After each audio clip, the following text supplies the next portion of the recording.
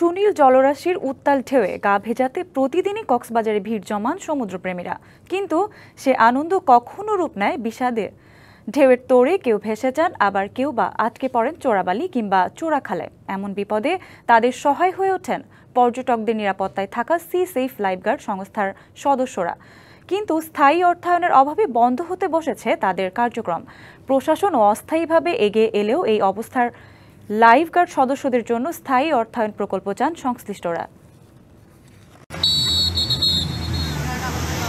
Binocular হাতে তীক্ষ্ণ দৃষ্টিতে এভাবে সমুদ্রে নামা পর্যটকদের নিরাপত্তায় নজরদারি রাখছেন লাইফগার্ড সদস্যরা। ঢেউয়ের তোড়ে ভেসে যাওয়া চোরাবালি বা চোরা খালে আটকে পড়া পর্যটকদের মৃত্যু মুখ থেকে ফিরিয়ে আনতে বড় ভরসা লাইফগার্ডরা।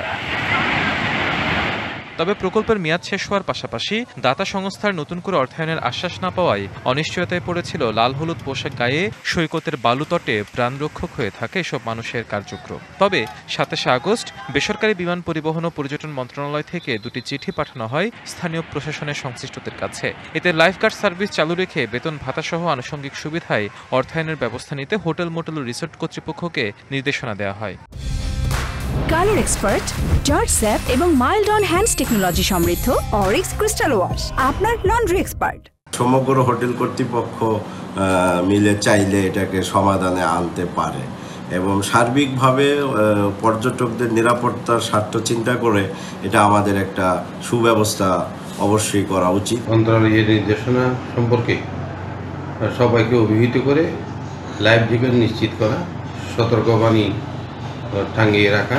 ২০১৪ সাল থেকে শুরু হওয়া এই প্রকল্পের অধীনে কক্সবাজার সমুদ্র সৈকতের ৩টি পয়েন্টে সি সেফ নামের সংস্থার ২৭ লাইফগার্ড কর্মী পর্যটকদের নিরাপত্তায় কাজ করছেন। তবে স্থায়ী সমাধান ছাড়া এ ধরনের সেবা বারবার অনিশ্চয়তায় পড়বে বলে শঙ্কা সংশ্লিষ্টদের।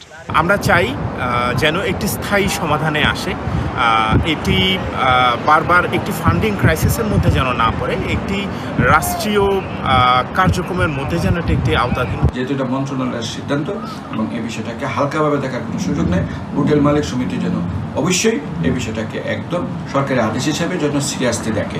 চলতি বছর এ পর্যন্ত সাগরে গোসলে নেমে মৃত্যু হয়েছে ১৩ জনের। তাই প্রাণহানির ঝুঁকি কমাতে লাইফগার্ড সার্ভিস টেকসইভাবে চালু রাখার দাবি সবার।